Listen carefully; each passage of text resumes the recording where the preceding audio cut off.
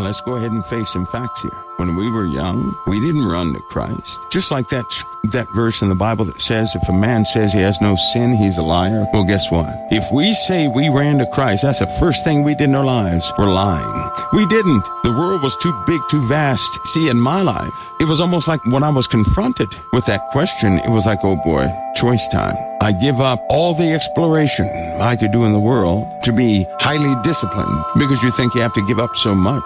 To be a Christian, let's go ahead and face it. And so guess what we said? We said, no, not yet. It may have been subtle. It may have been not so subtle, but let's go ahead and face the truth. The great majority of us did not put Christ first. And so what we did was we went out and tested the waters on everything. Just like that person that you may have really adored, and they kicked you to the curb to go test out everything else, so do we do the same thing with Christ. And then after our lives broke down, after we tested the waters, after things failed, after we found out, and I says, well, what I'm looking for is not out there. After we tried everything else and stuff started breaking down and gravity began to work, all of a sudden we fall on our knees and we start repenting.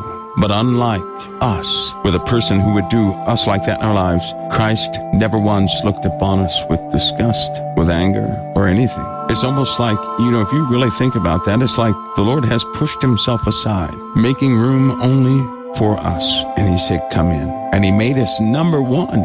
After we made him number 1 trillion, he made us number one. His first priority. When you think about that, boy, that can do something to you. If you really think about that. See, the Lord has given us this ability. We are in the flesh seeking spiritual growth, but we can always reflect on the life we have lived to grow even more. And all too often, I'll go back in my own life with the emotions and everything else and just look at myself and say how I've got the audacity, even right now, to have anything to do with God's holy word, to defile it, knowing the life I've led and knowing that he was last. But the Lord truly took upon himself all the abuse we could throw at him. And yet he still knocked at the door. He stood at the door and he knocked, never going away. And at that time, we found ourselves at the end of our rope. We found him, didn't we? We always found him. Think about something. How can you get angry at someone for anything they do if you did worse to your own creator? Isn't that hypocrisy?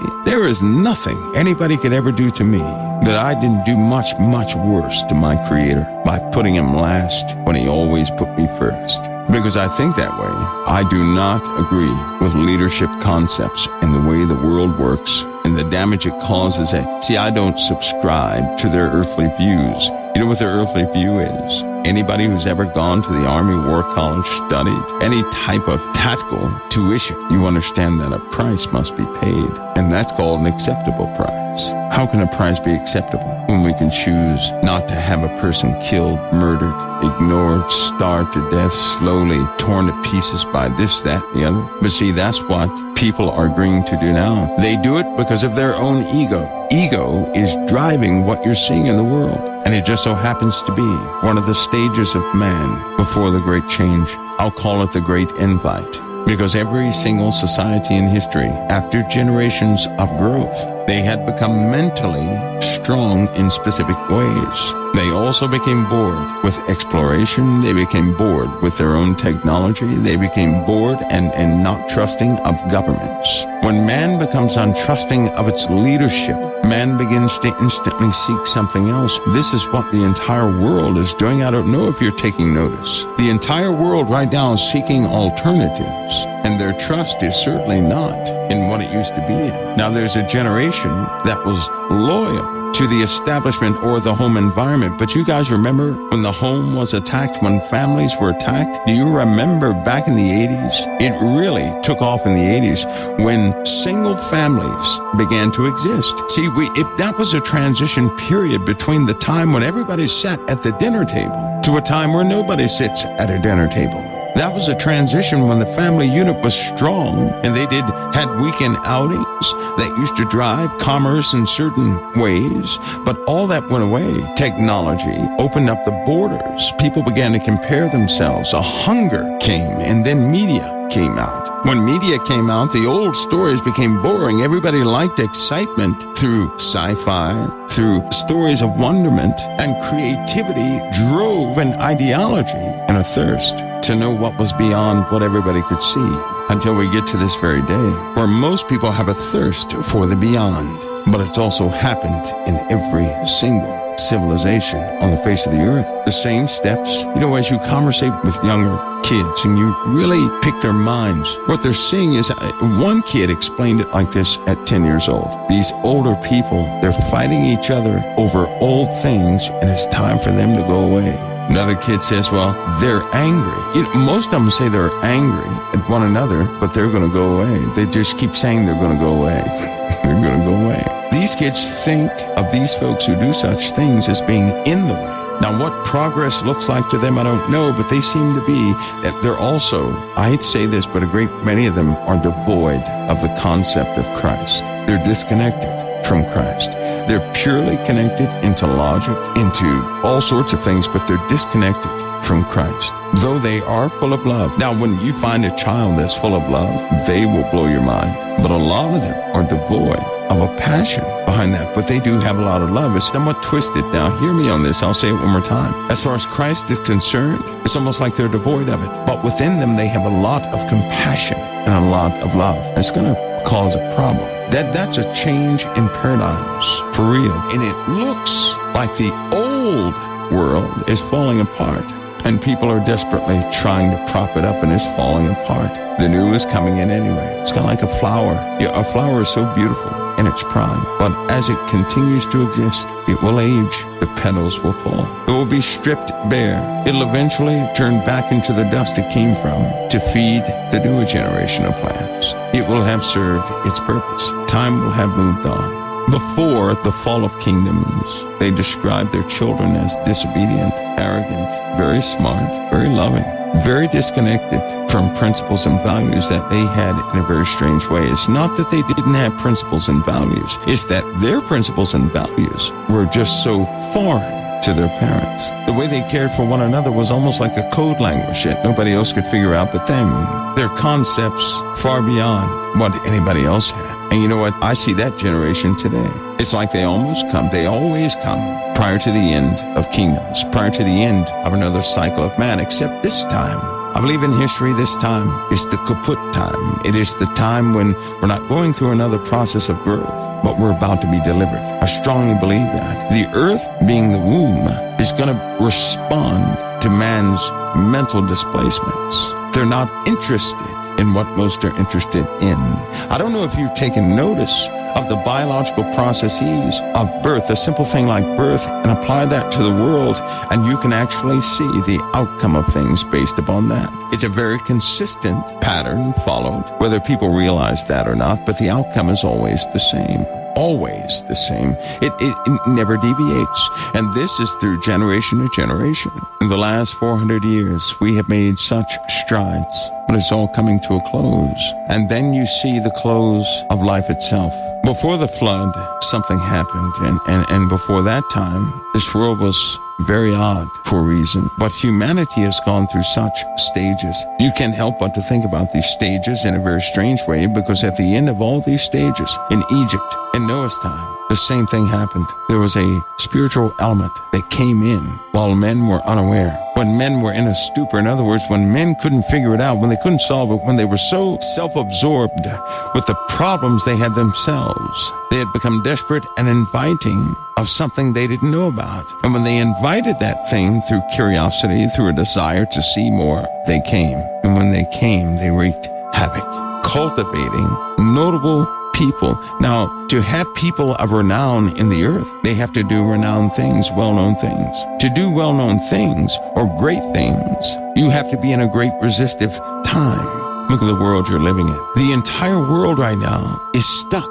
It's almost like it's in a state of panic and confusion. Have you taken a look at the world? And at the same time, man is in panic and confusion. The earth is changing rapidly. It's confusing people, confusing scientists. They're seeing waveform patterns they have not ever seen before. There are certain sound wave patterns, waveform patterns, that are common in existence. Now they're seeing waveform patterns they have never seen before. Combinations that cause things to vibrate in very odd ways, opening up new doors and new types of science dealing with sound. And it's happening so fast, right before society falls. It's like everybody in society starts learning about ghosts and goblins and all this stuff. But to them, it becomes a real pursuit, just like today. Is it not a real pursuit today for a person to go out and seek spirits? Yes, it is a real pursuit. Whether you know about it or not, most people have ignored it. Oh, I don't want to see that. I want to know about it. So you don't know. Nobody said study it, but be aware of your surroundings. That's what a serpent does. A serpent is aware of its surroundings all the time. Be sober and see. You're made to see. You're not made to ignore. You're not made to purposely shut your eyes to something. You're made to see everything, and you're made to walk through it. Most people in this day and age have a strong thirst to see more than what's on earth. They can't help it. You guys know it's true. You may not admit it, but it's in just about everybody. And you'd be shocked at the sheer number of those who have had experiences, and now their children are what? 23, 25, 27, and they absolutely believe. But they have a desire to see something more than man, which means what? They're becoming disgusted with man. They find no joy in man. See, when you start looking for things outside of mankind, you don't enjoy the company of mankind. You become one who ignores your own species. You think of ways to devise to kill your own species rather than to pick them up. That's exactly what's happened this generation. And we have the weaponry to do it right before the birth. When man is made aware, when his awareness wakes up, he wants to get out of where he is or where she is. Everything becomes nothing. Nothing is suitable. They need more. They have a craving for something more, and they don't know what that more is. But something happens as they pursue, just as it's happening now. When people pursue the unknown, it opens up a new world of possibilities. That's what they teach you in school. Oh, it's a new thing, a new world of possibilities. Well, let me tell you what it really does. When you seek to acquaint yourself with the unknown, you're calling the unknown to yourself. You're giving authorization for the unknown to be made manifest. That's no different than calling on a demon. You put this same desire in billions of people. What do you think is going to happen? You're going to have more and more encounters, more and more demonstrations where more and more people believe. It's becoming part of their natural world. Isn't it funny how people are so in this day and age? Now, spiritualism popped about back when Houdini was doing magic, and they had seances and this, that, and the other. But now it's in the scientific arena. It's in the governmental quarters. People are actually applying themselves with the unknown. And what they have found is mind-boggling. What they're doing is a danger. That's why man does not need to look for portals. Man is the portal. It's not something external that's bringing things into this world. I know of a text that said at first, they would be misunderstood for being something they're not. As time went on, man would not know what they would be inviting, and their numbers would build. When the army is complete in the earth, they will rise. Oh, they will rise. Man is slowly becoming the ally of what they don't even understand. And with all the confusing information, the searches on alien life, the searches on spiritual things are the highest on the internet. What does that tell you? We're at the point again. We're at a point again we were at many, many years ago in the time of Noah. See, in the time of Noah, can you imagine living in this world when the fallen came? We don't know in what form they took all the time, but we do know that people back then were believers, weren't they? Because it was not only there, it was over here in America. You know what the stories were here in America? That the serpents from the skies would come, take a woman for their wife, have a child that would burst them open in most cases. That child would then go up with their daddies for a brief time, come back down and rule kingdoms. Do you know those are the Native American stories here in the USA? Those are the consistent Native American stories from all types of tribes. It's the same story we're so familiar with. The stories here mirror, they echo what we know about Noah's time. We know about fallen angels. We know about the Anakim, the Raphaim. We know about the Grand Canyons, what it really is. We know about the giants that people often had to fight when they got into this land. But not only giants. There was a catalog of species people had encountered right now in this day and age, just like it was in the past. The only difference is there's a phenomenon that's been here on Earth called abduction. This abduction thing has been going on for a long time, since the 20s, when the recorded stories started coming out. the 20s. Photographs as soon as the camera was invented. Some of the craft that they see right now, they had taken pictures of in the 20s, like the triangles, with the 3 lights and the 1 red light in the center. In 1927, a series of pictures were taken of these craft, the triangles and all this and the other. That is the beginning of seduction. God does not seduce. He's not going to send something, not tell a soul, so people have to guess and wonder and guess again. He does not send his angels to peek around corners, to dodge everything, to come steal people at night. We know who that is. Satan knows it breeds your curiosity. He knows that your curiosity is so strong, it can cause you to turn totally away from the living God. Right now, there are too many in this world who seek to understand the mysteries of their lives, so they've gone looking for them. As they look, they open up themselves for manifestations. As they open up themselves for manifestations, each person becomes like a province, an area to where a spirit can operate and work. Each person becomes that way. That spirit then impresses upon the person different things so subtly, but they change the way a person sees reality, how they hear you. And these days are coming to a quick close. Nobody can have power over you unless the Father gives them power over you. And in this case, we have Christians who have a core belief in Christ, but very different ideologies as far as life itself. Can't you see what the Lord is doing? He's doing exactly what he said he would do. He always showed his disciples their own lifestyle. Even though they were so diverse from, you guys remember Paul. Paul was somebody nobody wanted. In fact, right before Paul was on that road to Damascus, it was a man who was communing with the Father, and they said, wait a minute, Lord, do you know who you're picking? Do you know who you're about to name as one of us? You can't name him as one of us. They said, do you know who you're putting up there? That's Paul. Paul the scoundrel. Paul the one who set up Stephen, set up false witness against Stephen. He was a zealot for the Pharisees, a zealot. And he would do anything to keep that organization going. And in fact, he was dispatched to set up false witness against quite a few. It's in the Bible. That's why Paul denounces himself so much. That's why Paul did not have arrogance. That's why Paul had no pride. He didn't exude pride or any of those things. Paul was always saying, look, if you knew who I was, Paul told us he knew who he was himself. I can relate to that because I know who I am myself. So, do I expect praise from anybody? I do not. I'm well acquainted with myself. Paul said the same thing. The Lord appoints people from various parts, and what always happens is the lifestyle of the person, or the points of view, or the ideology of the person comes forward. People begin to see that ideology, and then all of a sudden they see the results of that ideology, and they say, nope, I don't want that. That's called correction. Can't you see that the Father has given people exactly what they asked for? Because they cried with one voice for it. Under management, let's say, he gave it to them. And what happened? In both cases, face the facts. What happened?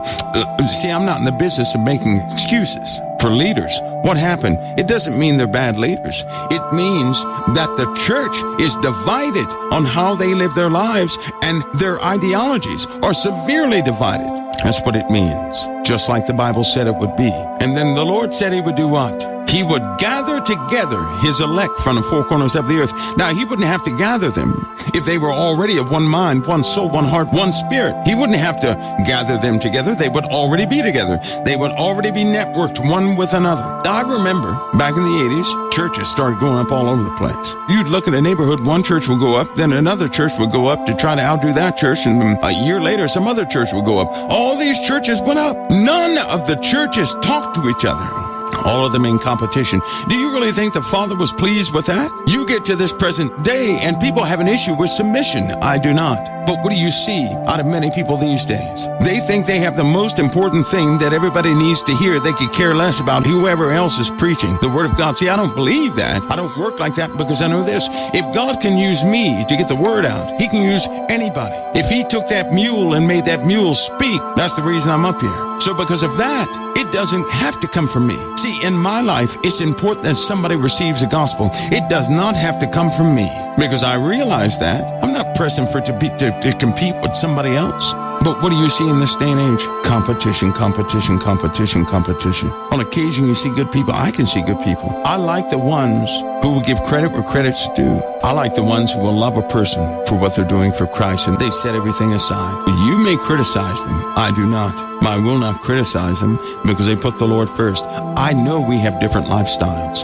but I'm one of those who can set my lifestyle aside. I can throw my lifestyle away and honor the person the Lord is speaking through. See, to me, it's important that a person receive the gospel. It is not important that they receive it from me. It is not important that they hear from me. I don't want the attention. I don't want to stand out either. That's an earthly way, a flesh way. I believe in yielding to other folks. I believe in respect. I can hear the word coming out of a rock. I can surely hear it coming out of men. You know what? The church can't even put itself aside to honor the members of the church. Are you kidding? And so what you should see what the Lord is doing, because I'm telling you, he's doing a work. He's doing what he's doing because we're in the middle of a process. Very few people understand, and they're going to painfully understand it when it comes, but it will be called a purging. That's what a purging is. A purging is something that the church will endure, that they don't want to endure. If they wanted to endure it, they would have accepted the purging years ago, and there would be no need for an end times purge. But we know by reading the Bible, there's an end times purge. In a lot of cases, ladies and gentlemen, as a Christian, there are people who they believed in President Obama, they believed in President Trump. As Christians, they did. They believed in them because they could relate to them. Because in some way, form, or fashion, these men were speaking the language of those who believed in them. The problem is just this. We have not yet set aside our lives for the sake of the gospel. So long as we keep holding on to our lives, we're going to be divided. We will not lay down our lives for one another. If that were the case, we would not have all these differences in ideology about how man's kingdoms are running. We're still arguing about how man's kingdoms are running. Yet we are children of the Lord's kingdom, but we are divided over man's kingdom. You see this in households alike. You get one family together like the holidays. I know that families are gathered. I know that there's some older ones in the family that think they're right about how they believe in God, and they will have disputes about it. So guess what they do? Instead of having disputes about the Lord and how they believe differently about small little things, they don't talk about the Lord at all. What kind of drama is that? They can't even freely express their love towards Christ one to another without somebody jumping in saying, I just don't believe it that way. It is the most ridiculous thing. The Lord is about to bring this purge to a height that only comes right before a gathering. And I do mean a collective gathering of all the saints. See, judgment starts in the house of God. Judgment does not start in the world. Judgment starts in the house of God. We will be secured before he pours anything out in the earth. We will be secure. We will be sober. We will be awake. But the time was always coming when everybody had to awaken, and the wise found out who they were, and the unwise found out who they were. This is a purging. But do you see how we can accept Scripture but reject his work in the earth? We reject his decrees. No one has heard me speak against President Trump or Barack Obama. Do you know why? Why would I speak against what the Father's doing? I advocate for the gospel, not for man's kingdoms. I know that the Lord uses man's kingdoms to grow us. I know he uses those kingdoms for a great many things. We can always pray for things that happen in those kingdoms, but even our prayers should be aligned with the truth, and that truth comes from the Spirit of truth, granted by God through Jesus Christ. That truth comes from the Holy Spirit, and the Holy Spirit, it says in the Bible, is reserved for those who obey the Lord. So we have an obedience issue, don't we? And it comes down to this: either people will obey you or they will obey the Lord. See, because something rotten has crept into the church. And when if a person disobeys me, they're not disobeying the Lord. I don't know where that came from. If they disobey the word through me, they're not disobeying me. They're disobeying that word. They don't want to do that word. That's what the Bible teaches. That's why the Lord said, shake the dust off of your feet. They're not rejecting you. They're rejecting what I gave you. Thus, they are rejecting me. Shake the dust off your feet. A due penalty will come because of their rejection, not of you. Don't you carry around that residue of being rejected. That's what shaking the dust off your feet is for. You don't carry around the residue of who rejected you. The gospel does not belong to us. The gospel is the Lord's message. We carry that message. Sometimes it's accepted, sometimes it's rejected. We shake the dust off our feet because we're just simply giving a message, hoping for the soul to receive it. And if it doesn't, it's not up to us to decide for that soul. We don't condemn it either. We just simply move on, shaking the dust off of our feet, letting the Lord deal with it. We have to keep ourselves clean in this world. Not practice the ways of man's kingdoms, bringing it into the church, defiling it. Because I'll tell you something, Jesus walks among the 7 golden candlesticks. Now, everybody who says they're in the church on earth is certainly not in the church of Jesus Christ. Everybody who claims to have a church, it's not always a church that is in one of those 7 golden candlesticks. I'm sorry, only Christ can name his churches. We do well to be obedient, to truly begin to follow Christ, to get these ways of criticism and all these earthly corporate ways away from us. We're not some corporation. We're a body of power, a body of hope, a body of a message that people actually need to hear. A soul that is free in the Lord, that you don't have to put anything on heavy. People can tell. People can tell that you're hopeful about the message. Suppose I were going to come over here every single day, and the only thing I told you guys, watch out for these type people. Watch out for that type people. And watch out for this type people. Well, you would think the gospel was some sort of a defense system. Of course, we know that's not what the gospel is. When you believe in your Lord's gospel, people will see that and ask you, how are you doing what you're doing? But you're not one of those Christians who are just so down in the dumps and disgusted that they want to run. But they start asking you questions about Christ, and they tell you that they were part of a church once, but it was, but then they see a contrasting you. They see a gospel that is a living gospel. I've had that said to me quite a few times. And it's because I believe in it, because it is in fact a delight. See, the world to me is, without the gospel, would be an impossible place for me to be into. There would be no enjoyment in the world because it's not going anywhere. My joy is not in what the world can produce or where the world is going, what they're doing right, what they're doing wrong. It's in the souls of men actually beginning to wake up and choosing the Lord on their own and making it and understanding the cross. And that's one of the greatest joys of my life, is when somebody understands the cross because they get it. You know what that, in fact, when a person understands the cross, it feels like it's a secure deal. When a person understands the cross, I know they're going to get it. It doesn't matter. They can still be grumpy or do whatever, but I know the Lord has begun to work, because you cannot understand the cross unless the Lord has opened up your eyes to it. And if he did that, he's looking at that person. If he's doing that, then the person has actually called out for the Lord, because the Lord stands at the door and he knocks. He does not barge in. So if the Lord is looking at a person, giving that person understanding, then that person has cried out for the Lord on the inside, and I know they're okay with the Lord. Once you're a child of the kingdom, then by way of your sincerity, not being a person of hypocrisy, the word you speak to others will be very different. You'll actually have a hope for your enemy. Other people may call you an enemy, but you will not call them an enemy. You will look upon them with love, just as you looked upon your own brother, your own sister, your own mother, your own father. You will care for them just as you care for yourself, because you'll begin to see the truth. When you see the truth, that's when you love everybody else like you love yourself. The Lord gave us instruction, 2 of them. One was to carry the gospel. One was to prepare ourselves. So we have a personal responsibility to make sure that we are prepared to do everything we can do, to make sure that we're in right standing in soul, in mind, and in heart with the Lord's message, not man's message, but the Lord's message. As we do that, we also unify. Because guess what? You unify when you're not trying to establish your life.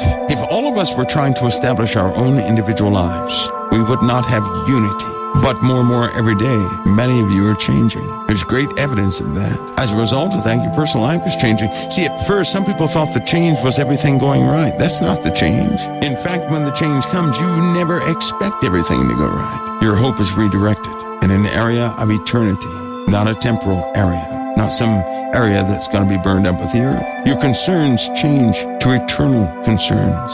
You begin to see life and the eternal things in life. You see plenty of vanities, lots of darkness. and you'll step over all of it. You will have laid your life down and cast it aside, and you won't pick it up again because there'll be no need to. When you cast your life to the side, you're accepting of a brand new one. The Lord is not just a character in a book. His processes are real. It's a constant work every day of your life, every moment, even in this day. Everything carefully managed to open your eyes a bit more. Everybody in your life is there on purpose. Everybody, even the ones you can't get rid of. All of it's a message of love. The Lord would not manage so many things in your life if He weren't attempting to save your life. And haven't you noticed that everything that happens in your life, unlike everybody else's, it drives you to Christ? Even when you thought it made you distant from Him, it drove you to Him. Why? Because the Lord said it. He said, all who come to me, the Father hath given me. And if the Father gave you to Christ, then everything He does in your life is going to steer you towards Christ.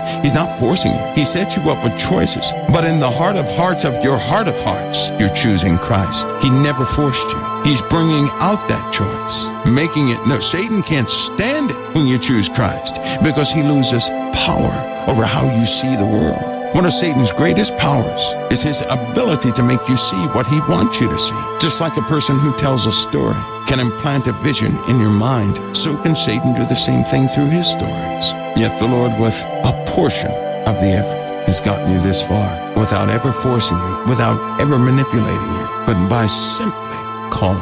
That's an amazing thing in it.